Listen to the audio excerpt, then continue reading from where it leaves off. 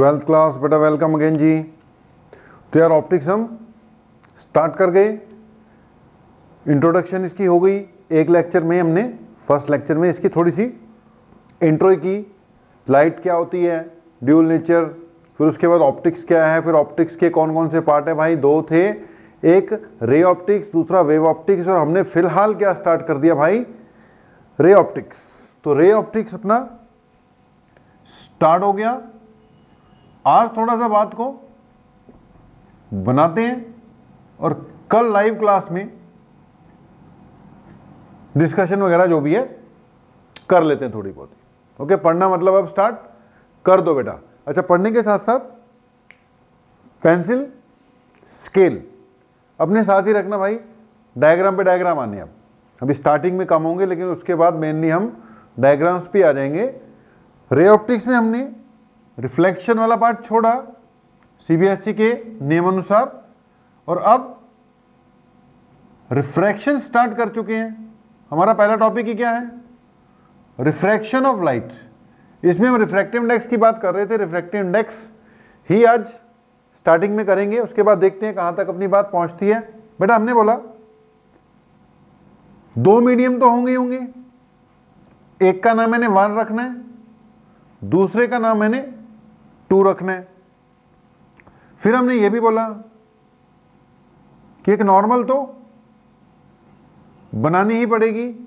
ये मीडियम 2 है, मीडियम 2 को हम डेंसर मानेंगे। थोड़ी बहुत ही बात डेंसर एरर की हुई है, डेंसर, बाकी आप इसको जानती हो बेटा, डेंसर और रेयरर के कंसेप्ट को वो 10th क्लास से जानते हो। जिसमें स्पीड ज्यादा है वो रेयरर होगा, जिसमें स्पीड कम है वो डेंसर होगा। ये कंपैरिजन में होता है, सबसे ज्यादा रेयरर वैक्यूम, और डेंसर में देखिए डायमंड काफी ज्यादा डेंसर हो जाता है। तो ये नॉर्मल, ये मीडियम 2 यहां से आई, इंसिडेंट रे जहां पे पड़ेगी भाई वहां पर नॉर्मल ड्रॉ करते हैं। ये नॉर्मल हो गई, ये हो गया आपका angle of incidence. Rare to denser जा रही है, आपको पता है रेयर टू डेंसर जाएगी तो टुवर्ड्स द नॉर्मल मुड़ जाएगी। तो जाना था इसने सीधा, लेकिन ये सीधा जाएगी नहीं, टुवर्ड्स द नॉर्मल मुड़ जाएगी। नॉर्मल और इंसिडेंट रे के बीच का एंगल, एंगल ऑफ इंसिडेंस, और ये रिफ्रैक्टेड रे है जी। इन नॉर्मल और रिफ्रैक्टेड रे के बीच का एंगल, एंगल ऑफ रिफ्रैक्शन। ये थी अपनी इंसिडेंट रे,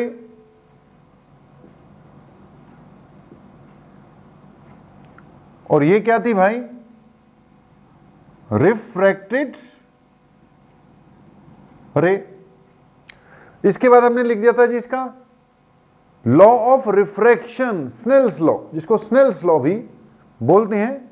उसमें हमने बोला कि स्नेल्स लॉ कहता है ratio of sine of i and ratio of sine of r is equal to a constant. और वो कांस्टेंट क्या था बेटा, रिफ्रैक्टिव इंडेक्स। किसका, जिसमें लाइट गई, किसके रिस्पेक्ट में, जहां से लाइट आई। तो एंटर किस में कर रही है ये, मीडियम 2 से, तो ये होगा refractive index of medium 2 with respect to medium 1। इसको हम स्नेल्स लॉ भी कहते हैं, यानी यह है अपना लॉ ऑफ रिफ्रैक्शन। अच्छा, लॉ ऑफ रिफ्रैक्शन में साथ में एक बात और करते हैं कि जी sine I by sine are equal to constant. और दूसरी बात एक और बोलनी होती है कि all the normal ray, incident ray and refracted ray lie in same plane. ये सेम प्लेन में ही लाई करने चाहिए। तो अगर लॉ ऑफ रिफ्रैक्शन आता नहीं, खैर 12वीं में 10th में आ सकता है, कि अगर हम लॉ ऑफ रिफ्रैक्शन की बात करें तो इसकी स्टेटमेंट क्या बनी कि it states that sine of ratio of sine of angle of incidence and sine of angle of refraction is equal to a constant quantity and the normal, the incident ray and refracted ray all lie in same plane, all lie in same plane. तो sine I by sine are equal to constant. अब थोड़ा सा concentrate करते हैं किस पे, refractive index पे। इसकी बात को सुनना जरा, हमने बात की थी यार वैसे कि ये रिफ्रैक्टिव इंडेक्स क्या चीज है। पहली बात, ये किसी भी मीडियम की प्रॉपर्टी है, ठीक है। बेसिकली ये क्या दे रहा है आपको, इट गिव्स या it tells about property of the medium. ये मीडियम की प्रॉपर्टी के बारे में बात करता है या बताता है।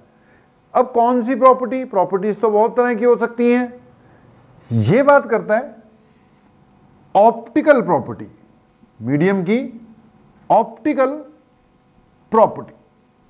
कौन सी वाली प्रॉपर्टी भाई, ऑप्टिकल प्रॉपर्टी। अब ऑप्टिकल प्रॉपर्टी का मतलब कि लाइट के प्रति उसका क्या बिहेवियर है। ऑप्टिक्स यानी लाइट, लाइट के प्रति मीडियम का क्या बिहेवियर है। अब बिहेवियर को चेक करने के लिए बस हम यही देख लेंगे कि लाइट उसमें कितनी बढ़िया तरीके से पास हो पा रही है, कितनी स्पीड से पास हो पा रही है। यानी बेसिकली रिफ्रैक्टिव इंडेक्स मीडियम की प्रॉपर्टी बताता है। कौन से मीडियम की, जिसमें लाइट ट्रेवल होने की कोशिश कर रही है, जिसमें लाइट ट्रेवल होने की कोशिश कर रही है उसकी ये ऑप्टिकल प्रॉपर्टी बताता है। यानी ये डिसाइड करेगा, रिफ्रैक्टिव इंडेक्स डिसाइड करेगा कि speed of light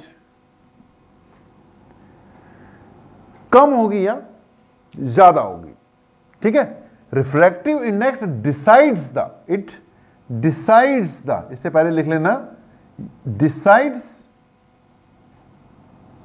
the speed of light in the medium. Okay, अब इसके हिसाब से जो रिफ्रैक्टिव इंडेक्स है वो स्पीड डिसाइड करता है। यहां कह सकते हो आप रिफ्रैक्टिव इंडेक्स ये भी डिसाइड करता है। अब जैसे हमने देखा कि मीडियम 1 से मीडियम 2 में जाते वक्त लाइट बेंड कर रही है, 2 से 1 जाते वक्त भी लाइट ने क्या करना है, बेंड करना है, rare to denser, towards denser to rare, away.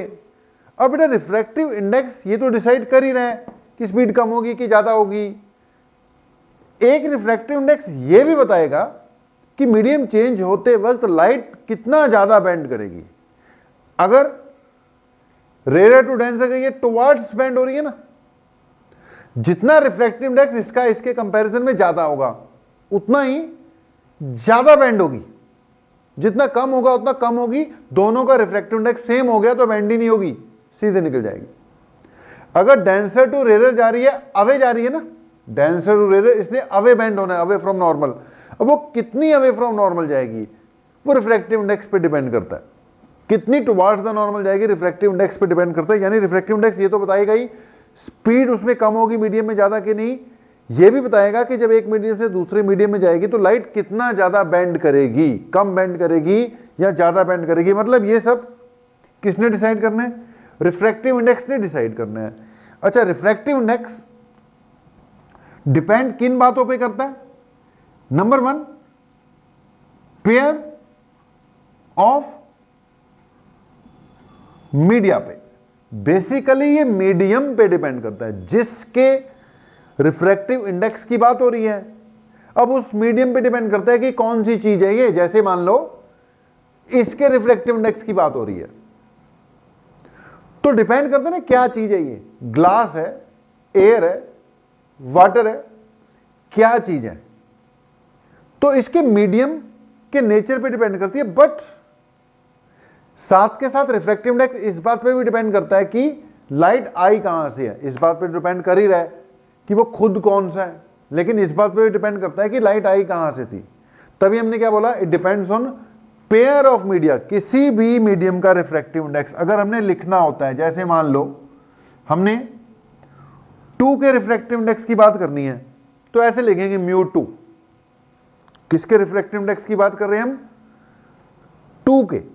तो क्या लिखा हमने, μ2 लिखा। लेकिन कल μ2 लिखने से बात नहीं बनेगी, साथ में हमें यह भी लिखना पड़ेगा किसके रिस्पेक्ट में कहां से लाइट आई। अगर मैं लिखता हूं रिफ्रैक्टिव इंडेक्स ऑफ ग्लास तो मुझे बताना पड़ेगा किसके रिस्पेक्ट में? एयर के रिस्पेक्ट में। अगर एयर के रिस्पेक्ट में ग्लास का रिफ्रैक्टिव इंडेक्स देखते हो तो कुछ और आएगा भाई, अगर वाटर के रिस्पेक्ट में ग्लास का रिफ्रैक्टिव इंडेक्स देखोगे तो उसकी वैल्यू कुछ और आ जाएगी। तो एक तो किस पे डिपेंड करता है? It depends on pair of media. Okay, एक और बात है, आगे चलकर डिटेल में बताएंगे कि it also depends on the wavelength of the light. देख, मीडियम के नेचर पे तो डिपेंड करता ही करता है कि रिफ्रैक्टिव इंडेक्स कम होगा कि ज्यादा होगा, but it also depends on wavelength of incident light.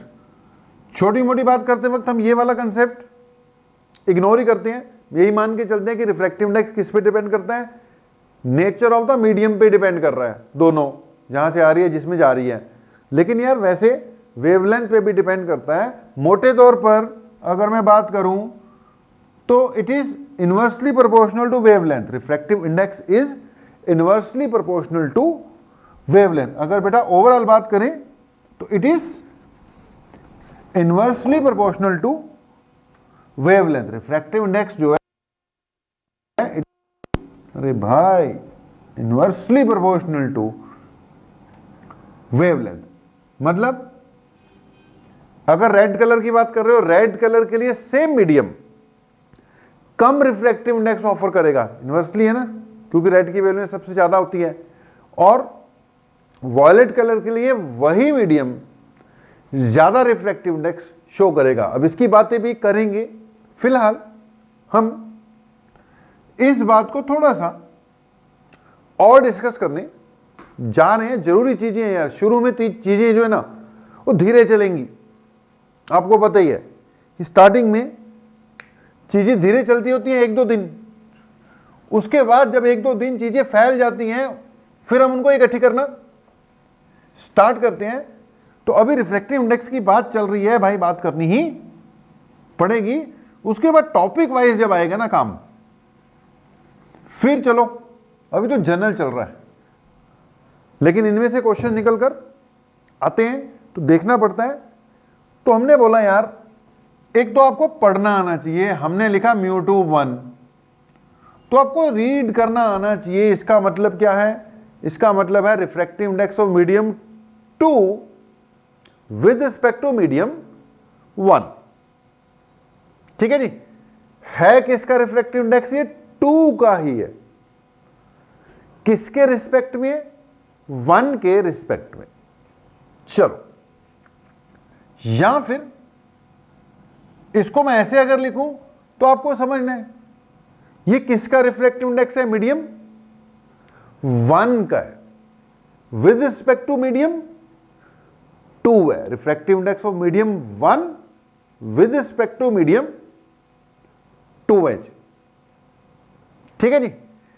अब अगली बात सुनो, जो सबसे बेसिक, अगर मैं फार्मूले की बात करूं refractive index of 2 with respect to 1 की, तो मैं इसको लिखूंगा v1/v2। बेटा सबसे बेसिक फार्मूला याद रखना भाई, छोटे मोटे न्यूमेरिकल इस पे बेस्ड आएंगे, आते रहते हैं।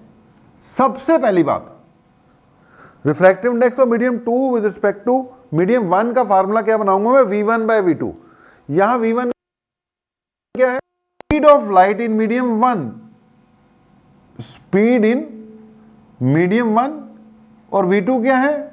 It is speed of light in medium 2।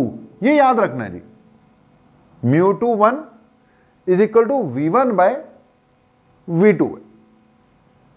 ठीक है जी, ये सबसे बेसिक फार्मूला। अगर μ1 2 होता तो v2/v1। ऊपर किसकी स्पीड आएगी? 1 की। नीचे किसकी स्पीड आएगी? 2 की। ओके, अब अगली बात, हम एक बात करने जा रहे हैं जिसको हम कहते हैं एब्सोल्यूट रिफ्रैक्टिव इंडेक्स। अब देखो, वैसे तो वैक्यूम या एयर में एज ए मीडियम फर्क है, फर्क है भी। वैसे तो वैक्यूम और एयर में as a medium refractive index का फर्क है, नेचर का फर्क है, ऑप्टिकल डेंसिटी का फर्क है, दोनों को कंपेयर कर लोगे तो वैक्यूम रेयर मानोगे, एयर को डेंसर मानोगे। अगर दोनों के रिफ्रैक्टिव इंडेक्स हम चेक करें तो वैक्यूम का कहते हैं रिफ्रैक्टिव इंडेक्स पूरा 1 है, एयर का 1.0003 है। तो दोनों में फर्क है भाई, माइन्यूटली देखोगे तो फर्क है। लेकिन बेटा प्रैक्टिकली देखें तो वैक्यूम और एयर के रिफ्रैक्टिव इंडेक्स में प्रैक्टिकली ज्यादा डिफरेंस नहीं माना जाता। एयर से वैक्यूम में या वैक्यूम से एयर में आते हुए को बहुत ज्यादा बेंडिंग ऑफ लाइट नहीं होती। रिफ्रैक्टिव इंडेक्स मैंने तुम्हारे सामने लिख दिया हुआ है, तो कोई ज्यादा फर्क नहीं माना जाता। हां, अगर कोई फर्क ही पूछ रहा है कि बताओ दोनों के रिफ्रैक्टिव इंडेक्स में डिफरेंस है कि नहीं, तो बोलो भैया है। कितना डिफरेंस है? 0.0003 का है। कोई कहेगा ज्यादा है कि कम है, तो बोलो भैया सोचने पे डिपेंड करता है। अगर ज्यादा मैग्नीट्यूड सोच लोगे तो बहुत फर्क है भाई, 0.0003 का फर्क भी बहुत मान सकते हैं। प्रैक्टिकली सोचो, देखने के हिसाब से कि लाइट बेंड करेगी एयर से वैक्यूम में जाते हुए, तो कोई फर्क महसूस आपको नजर नहीं आएगा। तो भाई प्रैक्टिकली बोले तो एयर और वैक्यूम को सेम ही मान के चलते हैं। तो अगर मैंने कभी बोला refractive index of a medium with respect to air, यहां बोला refractive index of a medium with respect to vacuum, वो यार लगभग सेम ही आएगा।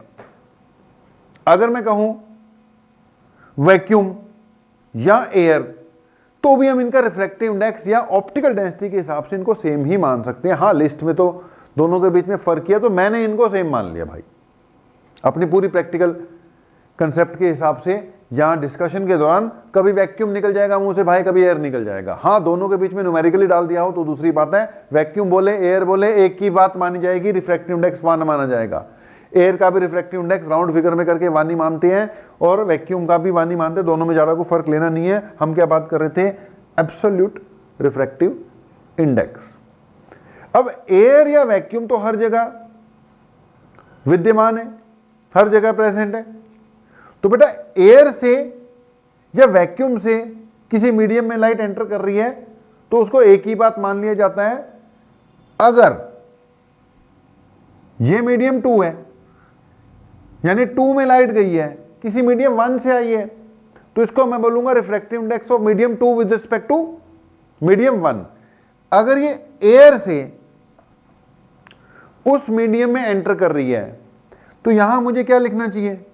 Refractive index of medium 2 with respect to air.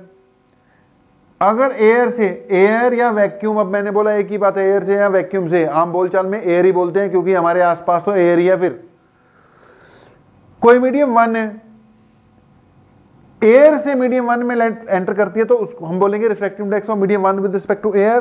भैया ग्लास में लाइट एंटर करती है एयर से तो हम उसको बोलेंगे refractive index of glass with respect to air. अगर वाटर में एंटर कर रही है light with respect to air, air से एंटर करती है, तो यार अगर एयर से एंटर कर रही है, मीडियम 1 तुम्हारा एयर है, एयर से किसी मीडियम में जा रही है तो विद रिस्पेक्ट टू एयर बोलते हैं। ठीक है जी। अब अगली बात ये कि अगर कोई कुछ नहीं कह रहा, वो कह रहा है refractive index of medium 2, refractive index of medium 1, refractive index of glass, refractive index of water, refractive index of diamond, ये नहीं बोल रहा विद रिस्पेक्ट टू ये या विद रिस्पेक्ट टू वो। तो अगर कुछ नहीं बोल रहा तो आपने क्या समझ जाना है कि वो कौन से वाले रिफ्रैक्टिव इंडेक्स की बात कर रहा है?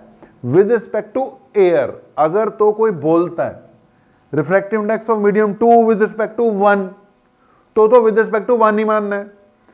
अगर कोई कहता है refractive index of glass with respect to water, तो भाई refractive index of glass with respect to water ही मानना है। लेकिन अगर वो कहता है रिफ्रैक्टिव इंडेक्स ऑफ ग्लास, इतना है जी, तो आप एज्यूम कर लो कि वो रिफ्रैक्टिव इंडेक्स ऑफ ग्लास जो बोल रहा है विद रिस्पेक्ट टू एयर वाला बोल रहा होगा। कोई कह रहा है रिफ्रैक्टिव इंडेक्स ऑफ वाटर इतना है जी, साथ में कुछ नहीं बोल रहा विद रिस्पेक्ट टू ये या विद रिस्पेक्ट टू वो, तो समझ लो वो विद रिस्पेक्ट टू एयर या विद रिस्पेक्ट टू वैक्यूम वाले की ही बात कर रहा है। यानी अगर यहां पर एयर लगा दिया तो ठीक है, विद रिस्पेक्ट टू एयर है ही है। लेकिन अगर नहीं लगाया, कुछ भी नहीं लगाया, तो आप समझ जाओगे कि ये क्या है, इसके refractive index with respect to air वाले हैं। इनको हम एब्सोल्यूट रिफ्रैक्टिव इंडेक्स बोलते हैं। कुछ नहीं लिखा होगा तो समझ लो विद रिस्पेक्ट टू एयर या वैक्यूम वाली बात हो रही है जी।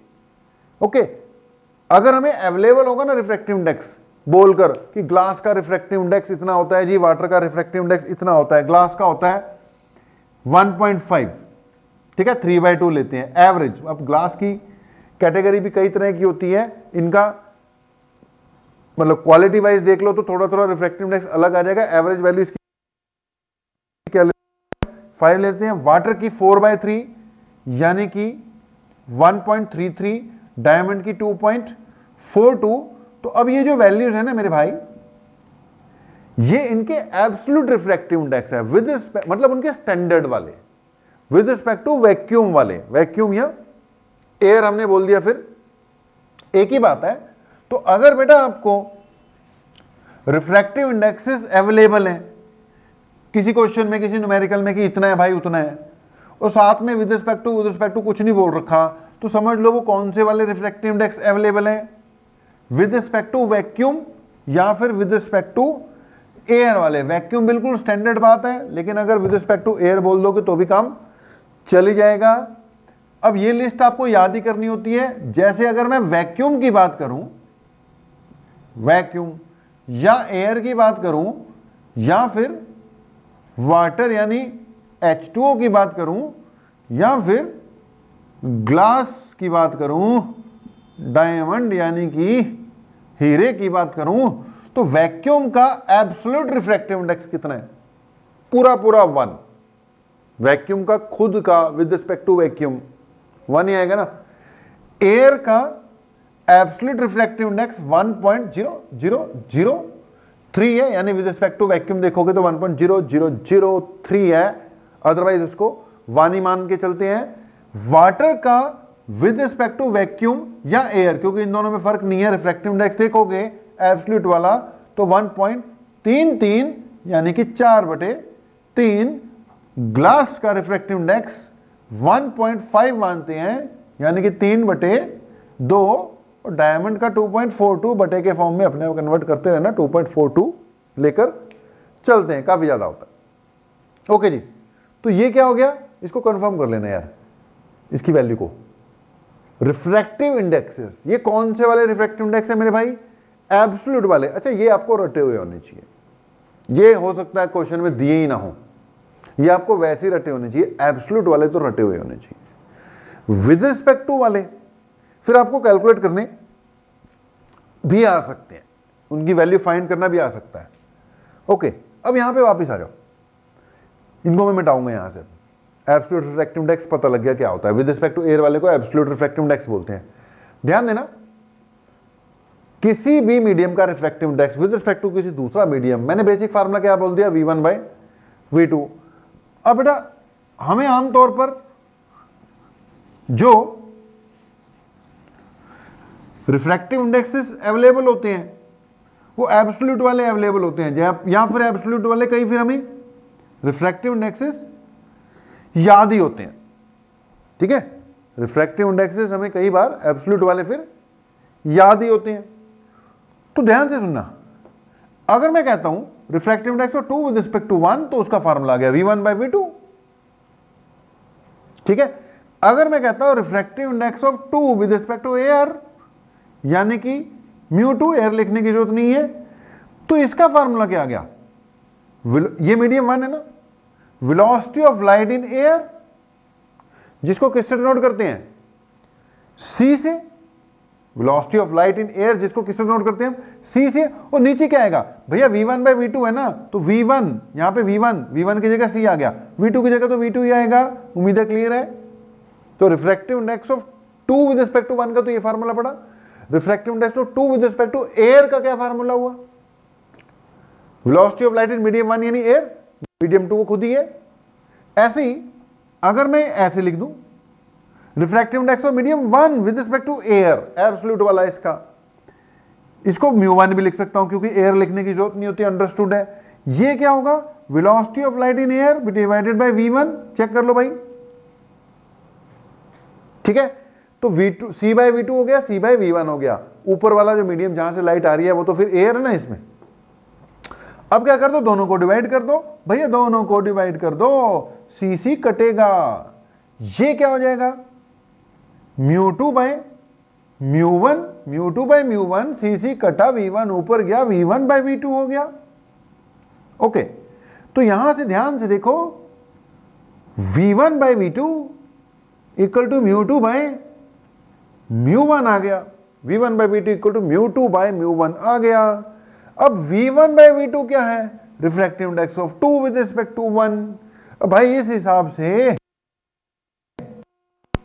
Refractive index of 2 with respect to 1 μ2 by μ1 आ गया।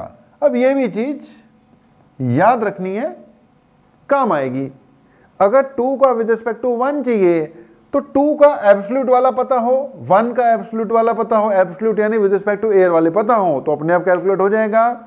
एग्जाम्पल के तौर पर मुझे चाहिए रिफ्रैक्टिव इंडेक्स ऑफ ग्लास, अगर मैं कुछ नहीं बोलता तो समझ जाऊंगा विद रिस्पेक्ट टू एयर वाला चाहिए, और विद रिस्पेक्ट टू एयर वाला जो होता है रिफ्रैक्टिव इंडेक्स वो तो वैसे ही याद है ग्लास का 1.5, या मुझे विद रिस्पेक्ट टू वाटर चाहिए तो वैसे ही याद है विद रिस्पेक्ट टू वाटर, आगे तो कुछ बोला नहीं कौन से के रिस्पेक्ट में, तो वो भी पता है 1.33 होता है। लेकिन कोई कहता है मुझे चाहिए refractive index of glass with respect to water चाहिए, ये चाहिए। अब देखो μ2 1 का फार्मूला क्या निकाल दिया मैंने, μ2 बाय μ1, भैया μg w का फार्मूला क्या हो गया, μg बाय μw, ये एब्सोल्यूट वाले हैं, ये मुझे पता है। μg कितना होता है 3 बाय 2 है, और ये कितना होता है 4 बाय 3 है। इसको सॉल्व कर ले, जो भी आंसर आता होगा आंसर आ जाएगा। कहने का मतलब अगर मुझे एब्सोल्यूट वाले पता है तो मैं किसी के भी रिस्पेक्ट में रिफ्रैक्टिव इंडेक्स कैलकुलेट कर सकता हूं भाई। तो यार रिफ्रैक्टिव इंडेक्स की बात अपनी चल रही है, कंक्लूड कर रहे हैं, उसके बाद आगे बढ़ रहे हैं। एक बात और बता दूं, रिफ्रैक्टिव इंडेक्स में भाई इतना क्लियर हो गया, अगर μ2 1 है तो इसका फार्मूला क्या है v1 बाय v2। v1 क्या है भाई, जिसमें से लाइट आ रही है, और v2 क्या है, स्पीड ऑफ लाइट जिसमें लाइट जिस मीडियम में जा रही है, यानी speed of light of medium 2, speed of light in medium 1। ध्यान से सुना मेरी बात को, अगर ये मीडियम 1 है जो कि रेयर है, ये मीडियम 2 है जो कि डेंसर है, लाइट के दो केस बना लेते हैं, एक रेयर से डेंसर आती है, एक दूसरा केस भी बना लेते हैं जब डेंसर से रेयर जाती है, denser rare away from normal, ये ले इधर मुड़ गई, ये टुवार्ड्स द नॉर्मल मुड़ गई, ठीक है। ये मीडियम 2 है भाई, ये मीडियम 1 है, ये रेयर है, ये डेंसर है। अब ध्यान से सुनना मेरे भाई, अगर इस वक्त की बात कर रहे हो तो भाई लाइट जा किस में रही है, इसमें जा रही है। तो यहां पे जो सिचुएशन खड़ी हो रही है इस जगह पर, यहां पे रेयर टू डेंसर हो रहा है। जब रेयर टू डेंसर जा रही है रे, तो हम बोलेंगे refractive index of medium 2 with respect to 1, 2 में गई ना। अब यहां पर डेंसर टू रेयर जा रही है लाइट, डेंसर टू रेयर, यहां क्या बोलोगे 2 से 1 में गई ना मेरे भाई, तो यहां बोलेंगे refractive index of 1 with respect to 2 बोलेंगे, डेंसर से रेयर में गई है। यहां बोलेंगे refractive index of 1 with respect to 2। Okay, अब 2 विद रिस्पेक्ट टू 1 बोला जब, तो इसका फार्मूला आएगा v1 बाय v2, और जब 1 विद रिस्पेक्ट टू 2 बोला तो इसका फार्मूला आएगा v2 बाय v1। अब इनमें से डेंसर कौन सा है, 2 वाला, रेयर कौन सा है, 1 वाला। अब आपको पता ही है, ये डेंसर है, ये रेयर है, ये डेंसर है, और ये रेयर है, ठीक है जी। यहां पे v2 डिवाइडेड बाय v1 आ गया। अगर 1 से 2 गई है तो हमने बोलना था refractive index of 2 with respect to 1, तो फार्मूला ये आ गया, यहां पे ये आ गया। अब आपको पता है स्पीड ऑफ लाइट ज्यादा किस में होती है, रेयर में, कम किस में होती है, डेंसर में। ये तो वैसे ही क्लियर है। अब बेटा इसके हिसाब से ध्यान से देखो, रेयर में स्पीड ज्यादा है, V1 ग्रेटर देन V2 है। तो ध्यान से देखना, अगर ऊपर V1 है वो बड़ा है, तो refractive index of 2 with respect to 1 greater than क्या आ गया, 1 आ गया। लेकिन इस स्थिति में भाई V1 ग्रेटर देन V2 है ना, नीचे वाला बड़ा हो गया, तो यहां पर ये जो चीज है म्यू 1 2, ये बेटा जी लेस देन क्या आ जाएगा, 1 आ जाएगा। अब देखो वैसे रिफ्रैक्टिव इंडेक्स 1 से ज्यादा ही लेते हैं, लेकिन वो तब जब ये मान के चल रहे हैं कि लाइट वैक्यूम से या एयर से ही आ रही है। अगर मैं किसी भी चीज का रिफ्रैक्टिव इंडेक्स मान ले मीडियम m का विद रिस्पेक्ट टू एयर बात कर रहा हूं, तो उसका फार्मूला तो यही आएगा ना, c by velocity in medium 1। अब जो मर्जी हो जाए, ये तो वैक्यूम है ना, ये हमेशा इससे ज्यादा रहेगा और ये वैल्यू हमेशा ग्रेटर देन 1 ही आएगी। ये विद रिस्पेक्ट टू एयर वाले को हम एब्सोल्यूट रिफ्रैक्टिव इंडेक्स कहते हैं। कौन सा वाला, एब्सोल्यूट वाला। ये तो देखो 1 से हमेशा क्या होता है, ज्यादा ही होता है, क्योंकि इसमें एयर रेयर टू डेंसर जा रही है, तो रेयर टू डेंसर जाते वक्त रिफ्रैक्टिव इंडेक्स 1 से ज्यादा होता है। डेंसर टू रेयर जाते वक्त रिफ्रैक्टिव इंडेक्स 1 से कम होता है। ये जितना 1 से ज्यादा है, दैट मीन्स सेकंड वाला पहले के कंपैरिजन में उतना ही ज्यादा डेंसर है।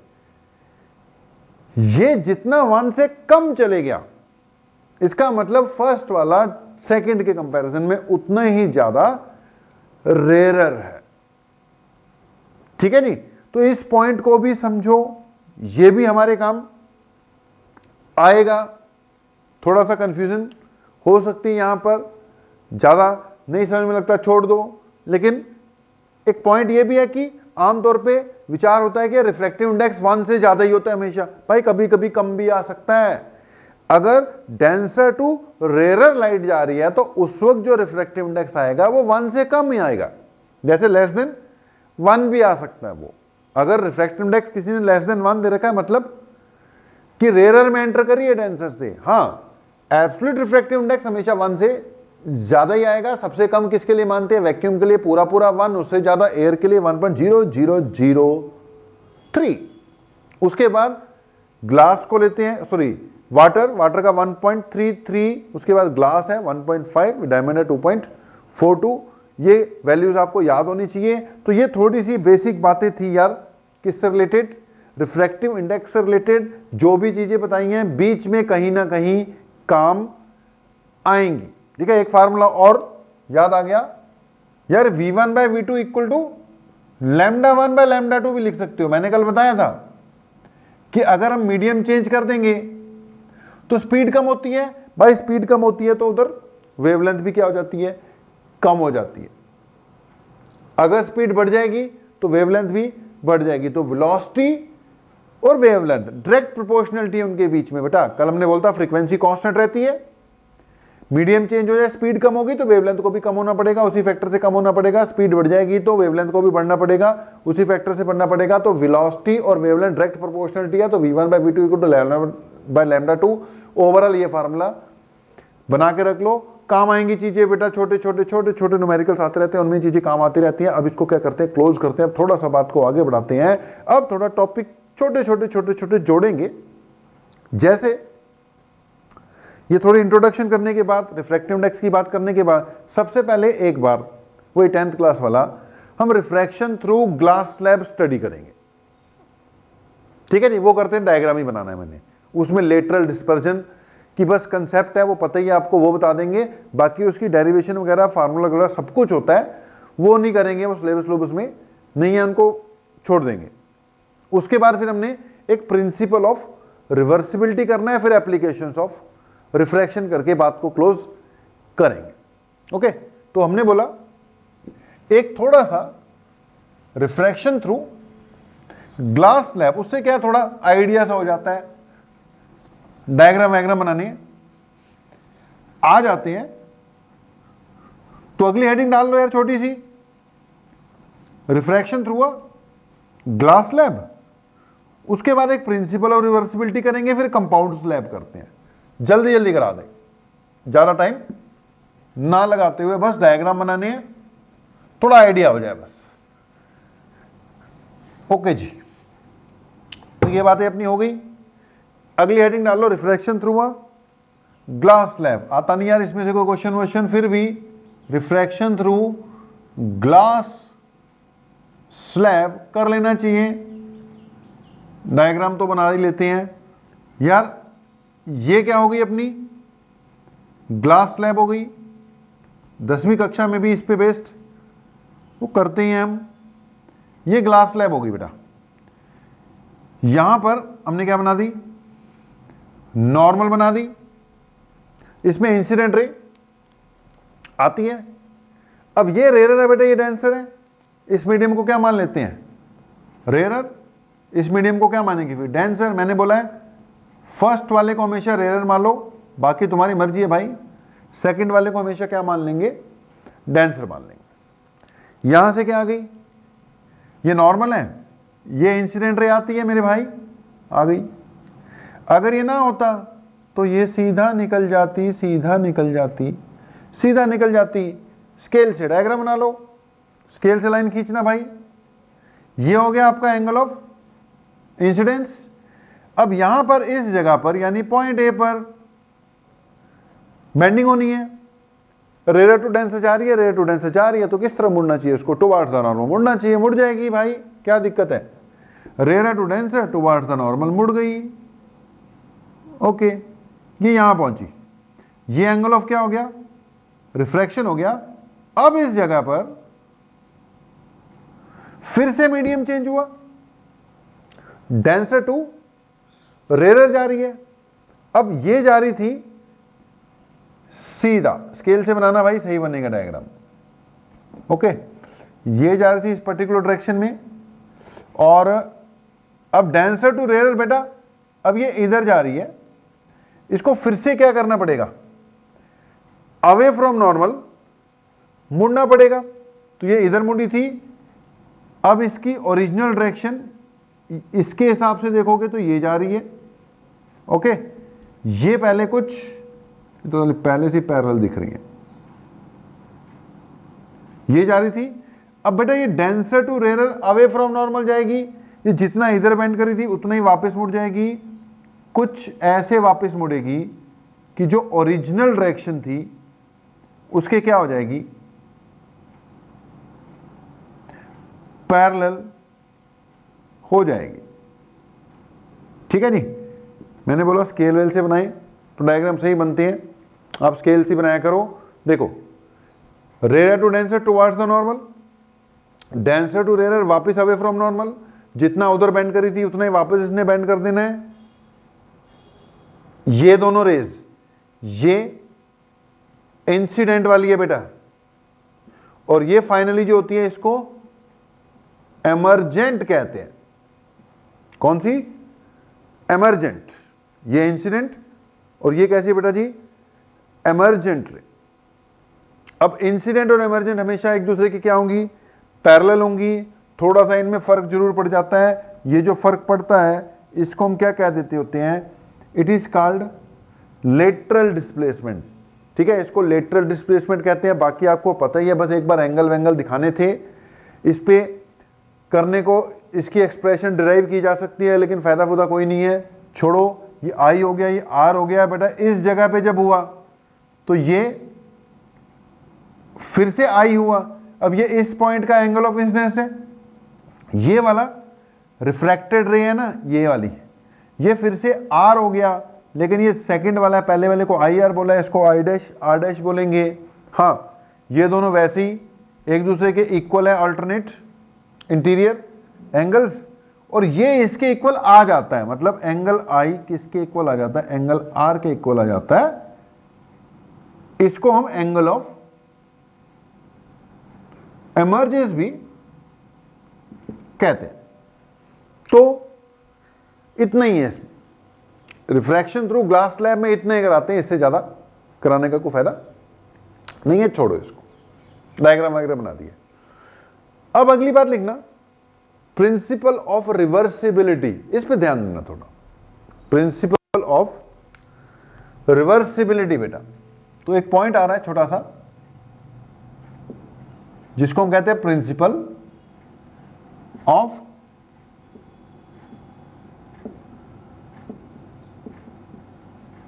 रिवर्सिबिलिटी। अब प्रिंसिपल ऑफ रिवर्सिबिलिटी कई बार आ जाता है यार, देखो मैंने बोला ग्लास स्लैब पे नहीं आने के चांसेस नहीं है क्वेश्चन, उस पे आ जाता है प्रिंसिपल ऑफ रिवर्सिबिलिटी पे। अब ये क्या कहता है, रिवर्सिबिलिटी वो प्रिंसिपल पता ही है रिवर्स होगी। अब ये कह रहा है कि अगर कोई रे ऑफ लाइट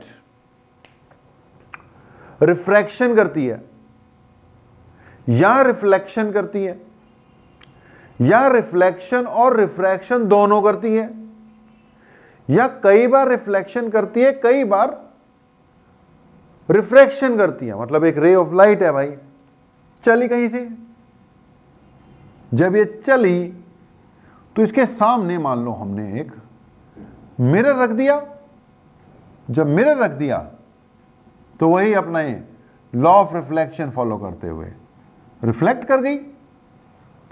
आगे मान लो किसी ने एक और मिरर रख दिया, अब यहां नॉर्मल बना ले, ये इधर को मुड़ गई। अब मान लो यहां पर मीडियम चेंज हो गया, ये मान लो कोई दूसरा मीडियम आ गया, ठीक है जी। अब ये रेयर है मान लें, ये डेंसर है। अब जब यहां पे एंटर कर रही थी तो जा रही थी इधर, ये रेयर टू डेंसर, इसको टुवार्ड्स द नॉर्मल, ये इधर जा रही थी, टुवार्ड्स द नॉर्मल मुड़ गया। अब ये दो बार तो क्या कर चुकी है रिफ्लेक्शन, दो बार, एक बार क्या कर चुकी है रिफ्रैक्शन, यहां पहुंची, आगे हो सकता है फिर से रिफ्रैक्शन हुई, फिर से रिफ्लेक्शन हुई, फिर से रिफ्लेक्शन हुई, फिर से रिफ्रैक्शन हुई, करते कराते जितनी बार मर्जी हो चुका हो।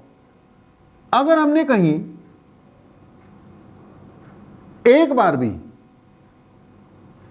इसके सामने बिल्कुल 90 डिग्री पर प्लेन मिरर रख दिया, यानी हमने इसके पाथ को एक बार रिवर्स कर, क्योंकि 90 डिग्री पे रखोगे प्लेन मिरर पे यार तो टकरा के वापस आ जाएगी ना, या किसी भी तरीके से, कई बार कनकेव मिरर रखने से भी वापस आप भेज सकते हो। तो एक बार अगर मान लो मैंने प्लेन मिरर रख दिया, once its path is reversed, मैंने एक बार रिवर्स किया भैया, once its path is reversed it will retrace its original path. फिर एक बार मोड़ दी ना भाई, तो जहां जहां से आई है उधर उधर कोई वापस चले जाएगी, जहां से आई है वहीं पर जाएगी। तो प्रिंसिपल ऑफ रिवर्सिबिलिटी क्या कहता है कि path of a ray of light is reversed after any number of reflections और रिफ्रैक्शंस, if path of a ray of light is reversed after any number of reflections or refractions, the ray of light will retrace its original path. It will retrace its original path. कहने का मतलब जितनी मर्जी बार reflection हो जाए, जितनी मर्जी बार refraction हो जाए, अगर हमने इसकी पाथ को एक बार रिवर्स कर दिया तो भैया जहां जहां से आई है वहां वहां वापस जाएगी। समझो बात को। तो अगर यहां से रे भाई यहां तक पहुंच सकती है, तो ये वाली रे यहां तक भी पहुंच सकती है। ये बीच में ये है वो है, बहुत कुछ है, बहुत कुछ है। एक बंदा अगर यहां बैठा है और दूसरा बंदा अगर बिल्कुल यहां पर बैठा है, यहां पर, एंड यहां पे कुछ ऐसे बैठा है कि उसमें 90 डिग्री पे आके पड़ रही है, तो भाई अगर इस बंदे से रे यहां तक पहुंच सकती हैं तो इस बंदे से रे यहां तक भी पहुंच सकती हैं। अगर ये इसको देख पा रहा है तो ये इसको भी देख पा रहा है, बढ़िया आई कांटेक्ट हो जाएगा दोनों के बीच में। भाई अगर तुम किसी को देख पा रहे हो तो समझ लो कोई तुम्हें भी देख रहा होगा, चोरी चोरी अगर किसी को शीशे में देख रहे हो तो समझ लो वो भी तुम्हें कभी भी देख सकता है, पकड़े जा सकते हो। तो चोरी चोरी नहीं देखना किसी को। ये क्या है जी? Principle of reversibility. इसको क्या कह रहे थे हम? Principle of reversibility. अच्छा, प्रिंसिपल ऑफ रिवर्सिबिलिटी से हम एक रिजल्ट निकाल लेते होते हैं। वो क्या रिजल्ट है? मान लेते हैं ये बेटा कोई डेंसर वाला मीडियम है। अब इस डेंसर वाले मीडियम में यहां से एक रे आती है और सीधा जाने की बजाय यहां मुड़ जाती है। क्यों मुड़ जाती है? क्योंकि रिफ्रैक्शन हो जानी है। ये रेयर है मीडियम 1 और ये डेंसर है मीडियम 2। ये I होता है, ये R होता है, और यहां पर हम एक बिल्कुल 90 डिग्री पर प्लेन मिरर लगा देते हैं और ये ऐसे मुड़ जाता है। मुड़ गया, प्रिंसिपल और रिवर्सिबिलिटी लग गया ना। तो भाई जब ये नीली वाली रे जा रही है उल्टे, वो डेंसर टू रेयर है, वो काली वाली जो आ रही है वो रेयर टू डेंसर है। तो पहले हमने काली वाली के लिए बात की। जब ये रेयर टू डेंसर आई थी भाई, तब क्या लिखोगे? Sine I by sine R equal to refractive index of 2 with respect to 1, क्योंकि रेयर टू डेंसर यानी 1 से लेकर 2 में आई है। अब उल्टे में भी तो स्नेल्स लॉ लगा सकते हो ना। किसी ने बोला नहीं भाई मैं तो उल्टे वाले पे लगाऊंगा। अब उल्टे वाले में ये डेंसर टू रेयर आ रही थी, यानी मीडियम 2 से 1 में आ रही थी। तब मैं क्या लिखूंगा? Sine of angle of incidence. मेरे भाई जब इसको इंसिडेंट रे माना तो ये है एंगल ऑफ इंसिडेंस। जब उल्टे जाते हुए इसको एंगल ऑफ इंसिडेंस माना, सॉरी इसको इंसिडेंट रे माना, तो ये जो R जिसको लिखा हुआ ना, ये इस रिफ्रैक्शन के लिए एंगल ऑफ इंसिडेंस है। और जब 2 से 1 में गई थी तो ये रिफ्रैक्टेड रे है, तो ये वाला एंगल ऑफ रिफ्रैक्शन है। तो उल्टा हो गया सब कुछ। तो यहां जब 2 to 1 लगाऊंगा मैं स्नेल्स लॉ, तो मैं लिखूंगा sine of angle of incidence की जगह R आएगा और sine of angle of refraction की जगह I आएगा, और ये होगा μ1 विद रिस्पेक्ट टू 2, क्योंकि 1 में गई मेरे भाई। ये पहला और ये दूसरा। अब दोनों को कंपेयर कर लो, एक दूसरे के उल्टे हैं। ये sine I by sine R है, ये sine R by sine I है, यानी एक दूसरे के रेसिप्रोकल हैं। यानी μ21 equal to 1 divided by μ1 divided by 1 divided by μ1 2 हो जाएगा। चेक करो भाई, कोई दिक्कत हो तो।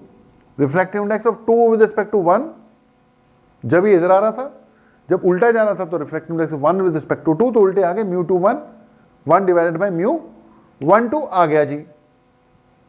तो होपफुली ये क्लियर हो। अच्छा, ये बुक्स में ना प्रिंसिपल ऑफ रिवर्सिबिलिटी देकर, बुक्स जितनी भी है उसमें प्रिंसिपल ऑफ रिवर्सिबिलिटी दिया होगा और उसके बाद फिर ये रिजल्ट बना के दिया होता है उन्होंने। लेकिन ये तो वैसे ही पता था हमें, हमने तो इसका बेसिक फार्मूला किया है। हमने किया है μ21 equal to v1 by v2 है और μ12 equal to v2 bye v1 है। तो हमें तो वैसे ही बचपन से ही पता है कि एक दूसरे के क्या होते हैं? रेसिप्रोकल होते हैं। तो refractive index of 1 with respect to 2 is equal to 1 divided by refractive index of 2 with respect to 1। तो एक ये भी हमें बेटा आना चाहिए। अब इसके बाद करते हैं refraction through a compound slab. बेटा इसके बाद आएगा अपना refraction through a compound slab. ये भी देख लो भाई, refraction through a compound slab, बस डायग्राम बनवाना है यार। Refraction through a compound slab का, उसके बाद एप्लीकेशंस ऑफ रिफ्रैक्शन थोड़ी सी डिस्कस करेंगे भाई।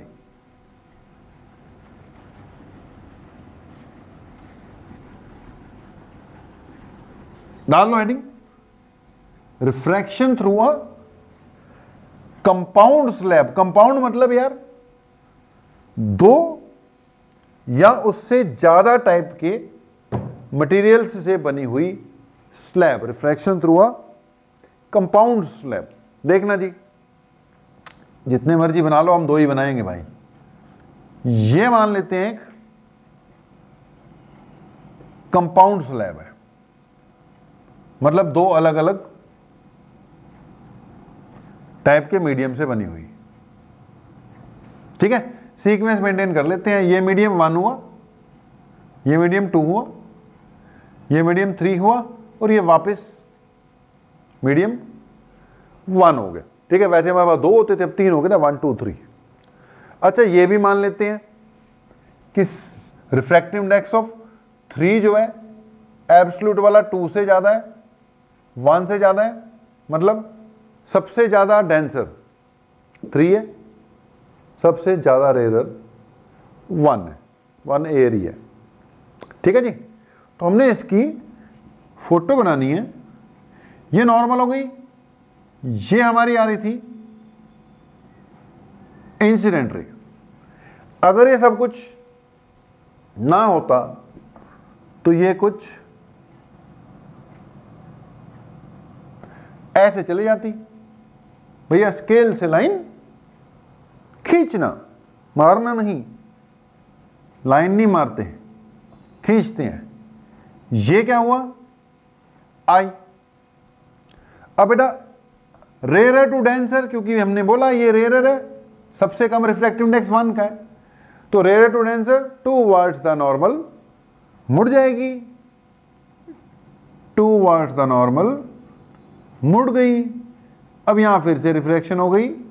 जब फिर से रिफ्रैक्शन हुई, ये दूसरी नॉर्मल लगा लो, N1 N2 लिख लो। ये फिर से क्या है, रेयर टू डेंसर, क्योंकि 2 और 3 को कंपेयर करोगे, 3 डेंसर है मेरे भाई, 3 का रिफ्रैक्टिव इंडेक्स ज्यादा है।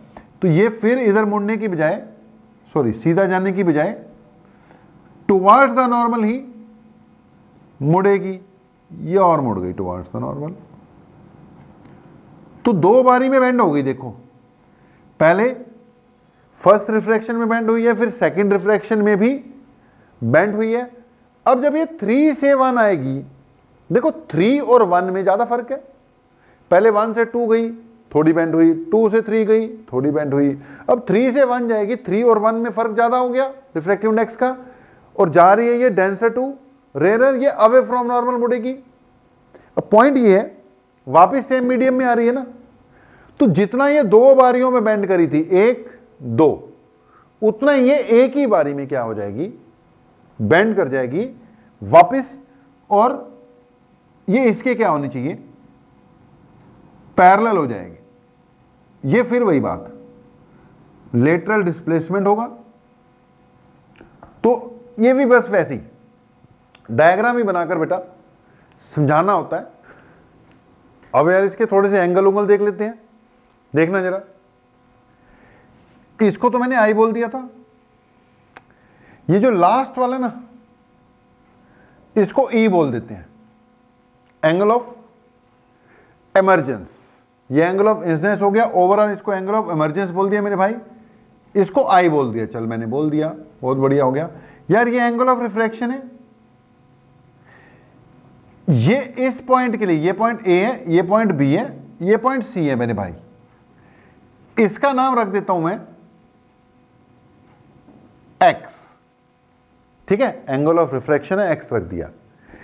इस पॉइंट के लिए ये वाला एंगल बेटा एंगल ऑफ रिफ्रैक्शन इंसिडेंस है, ये एक्स के इक्वल आ जाएगा। देख, ये दोनों ऑल्टरनेट इंटीरियर एंगल एक्स के इक्वल आ जाएगा। इसका नाम रख देता हूं वाई। ये वाला जो है वही अल्टरनेट इंटीरियर के हिसाब से किसके इक्वल आना चाहिए, वाई के इक्वल आना चाहिए। थोड़ा ध्यान से देखना। इसका नाम ए रखा, बी रखा, सी रखा। मैंने बोला for refraction at a Snell's law लगाना, ठीक है। फिर बी पे स्नेल्स लॉ लगाएंगे, फिर सी पे स्नेल्स लॉ लगाएंगे।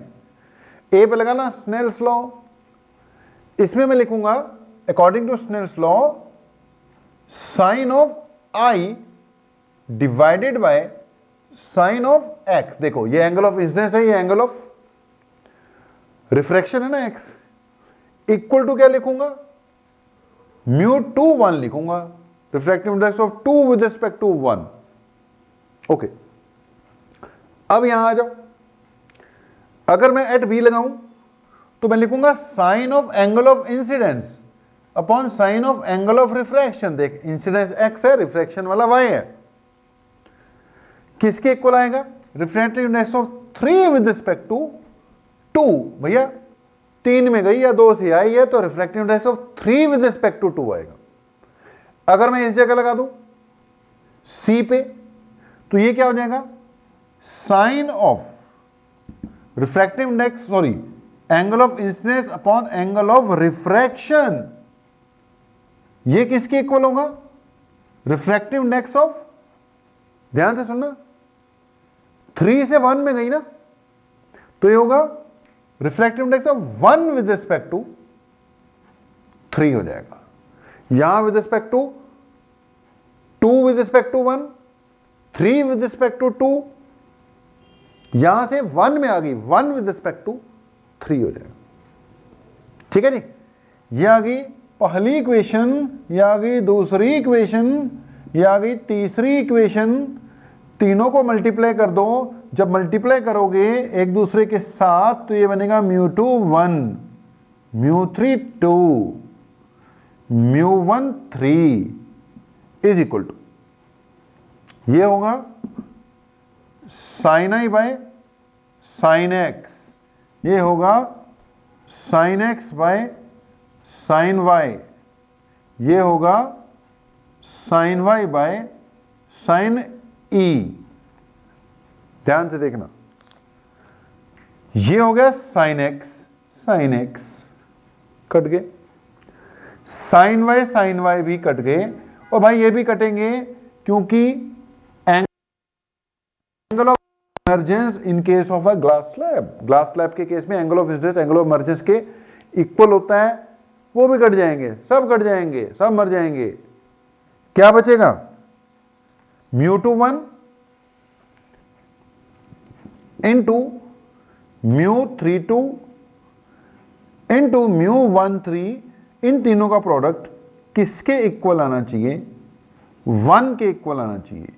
या कह लो μ2 1 इंटू μ3 2, 1 डिवाइडेड में μ1 3 आना चाहिए। अब ये भी एक रिजल्ट ही है, कई बार आ भी जाता है, एक बार आया भी था, आया हुआ बोर्ड में कि जी ग्लास लैब के रिफ्रैक्शन स्टडी करो डायग्राम के साथ, इसलिए हमने आपको करा दिया। बाकी इसमें से जो निकल कर आ रहा है भैया वो देख लो, जो तुम्हें पसंद आ गया ये भी कर लेना चाहिए। कर लिया हमने, तो रिफ्रैक्टिव इंडेक्स हुआ, ग्लास स्लैब की बात हो गई, प्रिंसिपल रिवर्सिबिलिटी भी आ गया, चलो ये भी आ ही गया। अब है आज के लेक्चर की क्लोजिंग, अगली हेडिंग डाल लो, applications of refraction of light. अब वो तुमने 10th क्लास में बेटा पढ़ रखी है, applications of refraction of light बहुत होती हैं, है ना। एप्लीकेशंस कई तरह की हो ही रखी हैं, वो एक और पढ़ रखी होंगी कि एक लेकर अपना गिलास में पानी डालकर उसमें पेंसिल रख दो तो पेंसिल उसको देखोगे टेढ़ी से नजर आती है, क्यों, ड्यू टू रिफ्रैक्शन। या फिर twinkling of stars, that is due to atmospheric refraction. या फिर एक आपने 10th क्लास में पढ़ा होगा कि जो सनसेट है, जब सन सेट हो जाता है मतलब डूब जाता है सूर्य, सेट कहाँ होना है उसने, जब वो डूब जाता है तो कहते हैं कि एक्चुअल सनसेट के बाद भी 2 मिनट तक वो दिखाई देता है, और राइज होने से 2 मिनट पहले ही दिखाई देने लग जाता है। वो एक डायग्राम वायग्राम बनाकर आपकी बुक्स में दिया होगा बेटा, आप उसके चक्कर में कहाँ पढ़ते हैं, 10वीं वाली बातें हैं, ये सब पढ़ते रहना। एटमॉस्फेरिक रिफ्रैक्शन के कई एग्जाम्पल्स हैं, ट्विंकलिंग ऑफ स्टार्स हो गया, ये सब चीजें अपने आप पढ़ते रहना, बहुत एग्जाम्पल हैं। एक बच्चा था हमारा, हमने कभी पढ़ाते हुए उससे पूछा कि यार रिफ्रैक्शन के एग्जाम्पल दो, तो बड़ा खुश होकर खड़ा होकर कहता है कि सर मोटा सा था, मनीष रंग डले, पुणे का था, मनीष रंगडले। अगर कभी देखेगा तो याद करेगा हमें भी, हम जब भी रिफ्रैक्शन पढ़ाते हैं और एग्जाम्पल देते हैं तो मनीष रंगडले जरूर याद आता है। तो थोड़ा हेल्दी सा था, तो वो एग्जाम्पल देता है कि सर रिफ्रैक्शन में ना एक एग्जाम्पल है कि वो जो चाशनी में पड़ा हुआ रसगुल्ला होता है ना, या गुलाब जामुन, वो बहुत बड़ा नजर आता है, उसको निकाल लो ना तो सर फिर छोटा सा हो जाता है। तो ये भी सही बात है कि वो मीडियम चेंज हो जाएगा तो उसके अंदर उसकी शेप क्या आ जाती है, थोड़ी सी चेंज हो जाती है कि चाशनी में पड़ा हुआ रसगुल्ला जो है या गुलाब जामुन है वो थोड़ा बड़ा नजर आता है। तो ऐसे बहुत से एग्जाम्पल जो है डे टू डे लाइफ में भी चलते होंगे, आपने पढ़े हुए होंगे। एक एग्जाम्पल जो हमने डिस्कस करना है वो ये है कि अगर किसी कंटेनर में पानी भर दिया जाए और उसके नीचे डॉट लगा दिया जाए, या आपने कभी वो गेम वेम खेली हो किसी मेले वेले में, वो बाल्टी कर ले लेते हैं, बाल्टी में पानी भर देते हैं और उसके नीचे कटोरी सी रख देते हैं, गिलास रख देते हैं, ऊपर से सिक्का डालना होता है। अब वो सिक्का अगर उसमें गिर जाए तो 1 रुपए के 2 रुपए देते हैं, ऐसे करके गेम होती है। वो थोड़ा अंदाजा गलत हो जाता है। अब उसमें अंदाजा इसलिए गलत हो जाता है कि बेटा जो डेप्थ एक्चुअल होती है वो नहीं नजर आती, उससे क्या नजर आती है, वो कम नजर आती है। तो ये वाला एग्जाम्पल है, ये थोड़ा सा मैं डिस्कस करवा देता हूं आपको, बाकी कुछ नहीं है, अपने आप पढ़ लेना यार। इस पे न्यूमेरिकल आते हैं, ये जो कंसेप्ट अभी मैं करवाने जा रहा हूं ना, इस पे न्यूमेरिकल आ जाते हैं, इसलिए ये हमें थोड़ा सा कर लेना चाहिए बेटा। इसको ढंग से साफ कर लो। तो इस पे बेटा न्यूमेरिकल आएंगे, लिख लो, हेडिंग ही डाल लो, concept of real depth and apparent depth. बेटा concept of real depth and apparent depth.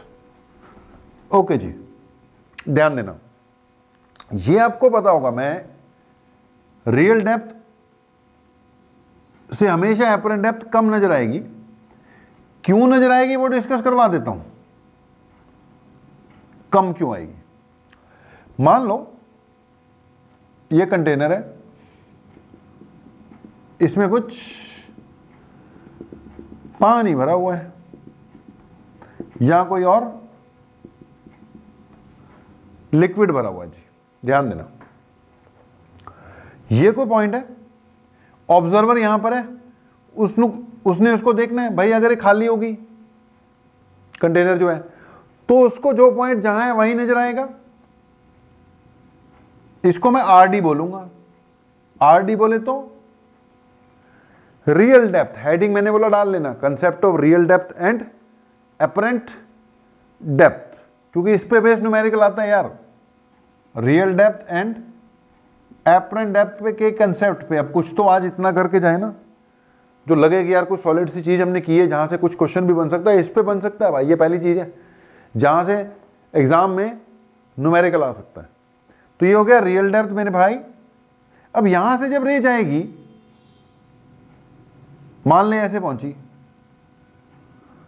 अब जब ये यहां पे बेटा पहुंचेगी तो ये denser to rare, denser to rare के चक्कर में ये अवे फ्रॉम नॉर्मल मुड़ जाएगी। ऐसे ये वाली जो रे है डेंसर टू रेयर जाते हुए अवे फ्रॉम नॉर्मल मुड़ जाएगी। अब अगर बेटा मैं इसको एक्सटेंड करूंगा पीछे की ओर, तो चली तो ये इस पॉइंट से थी दोनों रेज, लेकिन ये मुड़ गई, डाइवर्ज होगी ना। डाइवर्ज होगी तो अगर यहां पे कोई ऑब्जर्वर है, उसको ये दोनों रेज इस पॉइंट से आती हुई नजर आएंगी। इस बंदे को ये इस पॉइंट से नजर आएंगी आती हुई, यानी उसको लगेगा कि जैसे ये पॉइंट यहां नहीं यहां पर है, इसलिए हमने इसको इमेज बोल दिया भैया। जो ओरिजिनल वाली है उसको ऑब्जेक्ट बोलते हैं, जो दिख रहा होता है उसको इमेज बोल देते हैं, तो ये इमेज होगी। यानी उसको इस डेप्थ पे इमेज नजर आएगी। इसको फिर रियल डेप्थ बोल देते हैं और इसको फिर हम क्या बोलते हैं, apparent depth. It is termed as apparent depth, ये रियल डेप्थ हो गई और ये कौन सी हो गई आपकी एपरेंट डेप्थ हो गई।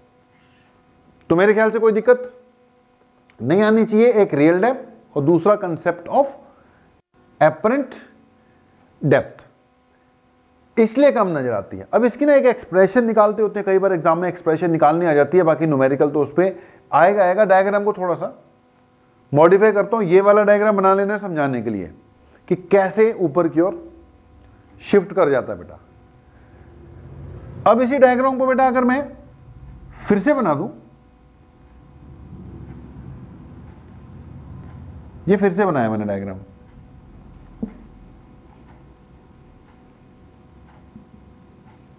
ओके जी। बस बेटा थोड़ी देर में 8-10 मिनट में लेक्चर क्लोज कर देना, टेंशन मत लो, ओके जी। अब बेटा जी ये हुई रियल डेप्थ, ठीक है, ये अपना पॉइंट है। फिर से भाई अब इसकी मैंने इमेज बनानी है, पहले मैंने ऐसे दो ली थी ना, अब एक तो सीधे डालता हूं, जो सीधा इंसिडेंट कराई वो तो बाहर निकल जाएगी बिना, बहुत बढ़िया सीधी बनी यार ये तो। अगर हमने एक रे ऐसे इंसिडेंट कराई, ये नॉर्मल इंसिडेंस होने के कारण ये तो निकल गई सीधा, ठीक है जी, इसे ड्राइव करना इजी होगा। दूसरी रे बेटा मैंने यहां डाल दी, अब ये जो रे है बाहर जाते वक्त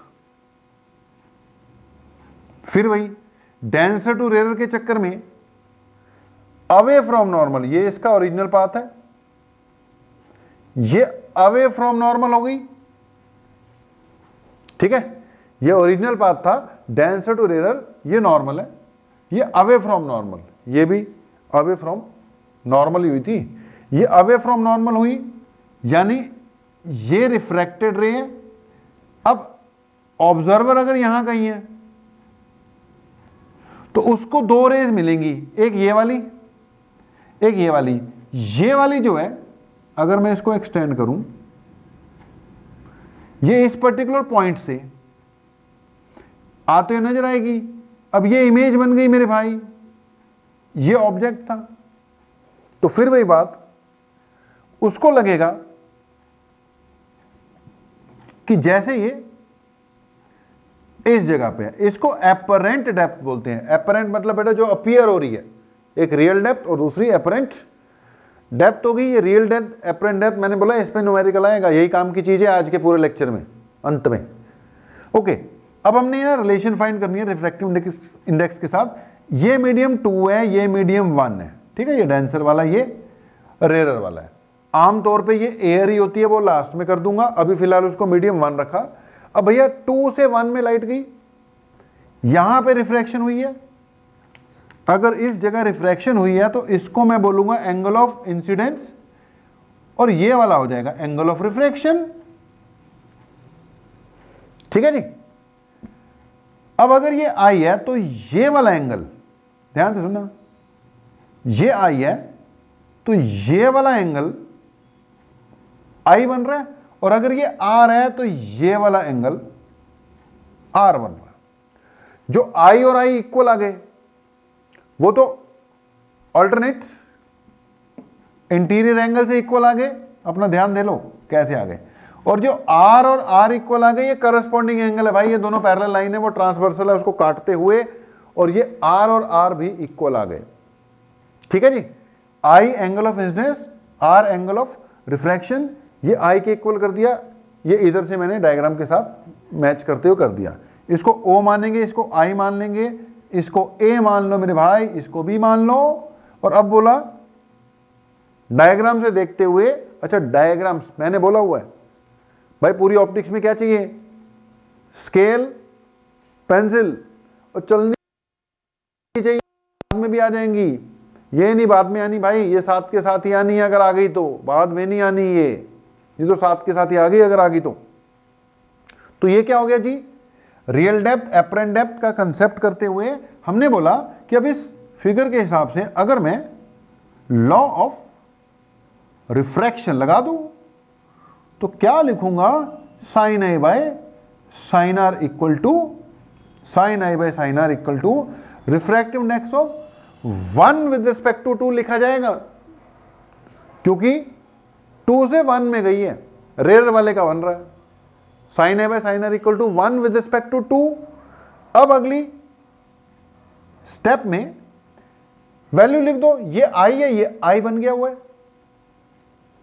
एंगल के सामने वाला हमेशा परपेंडिकुलर होता है, तो ये परपेंडिकुलर है, ये बेस हो जाएगा, और ये ओ ए जो है हाइपोटेन्यूज है। तो यहां से बेटा साइन आई की जगह क्या लिख सकते हो, परपेंडिकुलर बाय हाइपोटेन्यूज।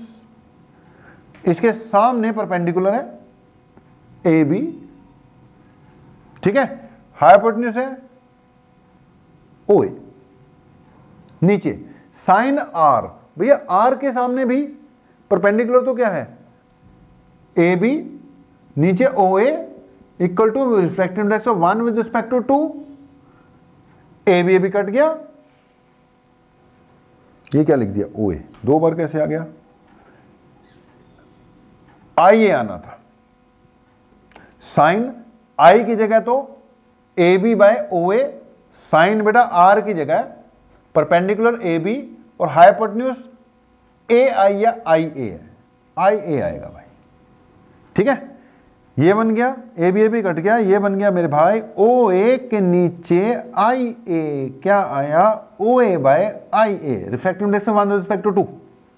थोड़ा और ध्यान दो, ओ ए को approximately equal to O B माना जाएगा। अब देखो दिखने में नहीं लग रही है, लेकिन ये जो मैंने एंगल इतना बड़ा बना दिया ना आई, वो इसलिए बना दिया ताकि आपको दूर से बढ़िया से एंगल दिख जाए। एक्चुअली ये इतने बड़े एंगल नहीं है, एंगल कम होने के कारण जो ओ ए है वो approximately equal to O A, approximately equal to O भी लेना पड़ेगा, और जो आई ए है वो approximately equal to I B लेना पड़ेगा। बेटा बात को समझो, यहां पर डायग्राम बिल्कुल क्लियर रहे तो एंगल मैग्नीफाई करके पूरा मैग्नीफाइड व्यू दिया जाता है, लेकिन ये एंगल बड़े छोटे हैं। O A approximately equal to O B होगा, I A approximately equal to I B होगा, तभी कुछ काम का रिजल्ट बनेगा। भैया ओ ए की जगह लिखा मैंने ओ बी और आई ए की जगह लिखा मैंने आई बी, ये बन गया refractive index of 1 with respect to 2।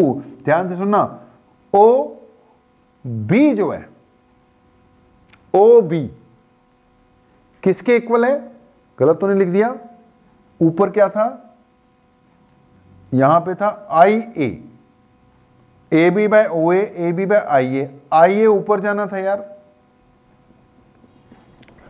सही करो। और नीचे क्या आना था, ये आई ए नीचे, नीचे ओ ए आना था, ये भी उल्टा हो जाएगा, आई ए की जगह ओ ए। बता दिया करो यार, कहीं गलती हो जाए तो, बताते नहीं हो तुम लोग। आई ए बाय ओ ए, अब आई ए किसके इक्वल लिखा भैया हमने, आई बी की जगह, और ओ ए किसके इक्वल लिखा है, ओ बी की जगह। अब अगली बात भी सुन लो, आई ए आई बी, आई बी क्या चीज है चेक करना, ये है एपरेंट डेप्थ, देख लो, आई नहीं आई बी एपरेंट डेप्थ है, और ओ बी किसके इक्वल है चेक कर लो, आर डी के इक्वल है, ये μ12 आ गया। मतलब μ12 is equal to A D by R D. ध्यान से सुनना, ये किसका रिफ्रैक्टिव इंडेक्स है, ये रेयरर वाले का है, लेकिन आमतौर पर रिफ्रैक्टिव इंडेक्स डेंसर वाले का बताया जाता है। भाई अगर पानी में है तो रिफ्रैक्टिव इंडेक्स तो पानी का बताना है ना, पानी का दिया होगा, लेकिन ये किसका रिफ्रैक्टिव इंडेक्स आ गया, ये तो एयर का आ गया। अगर बाहर एयर है तो यूज किसका करना है, इसी का करना है, इसलिए हम इसको पलटा रहे हैं, μ12 को μ21 कर रहे हैं, और इसलिए ये R D by A D हो रहा है। ओके, ये है तुम्हारा फार्मूला। अगर मीडियम 1, नोट करो इसको, नोट कर लो आराम से भाई, तब तक हम इसको साफ कर देते हैं। ज्यादा समय नहीं लगाएंगे, बता रहे हैं, कर रहे हैं खत्म। ओके जी, तो μ21 इक्वल हो गया R D divided by A D.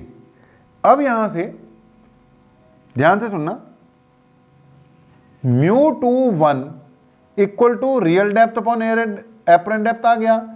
बेटा अगर ये एयर हो जाए, आमतौर पे एयर ही होती है बाहर वाला मीडियम, अगर ये एयर हो जाए तो इसको लिखने की जरूरत नहीं है, तो μ2 लिखेंगे बस। अब भाई जब 1 नहीं है तो 2 भी लिखने की क्या जरूरत है, इसको सिर्फ म्यू लिख देते हैं। वो अंडरस्टूड है कि म्यू मतलब किसका रिफ्रैक्टिव इंडेक्स, उस मीडियम का जिसमें ऑब्जेक्ट पड़ा हुआ है या जिसकी बात हो रही है।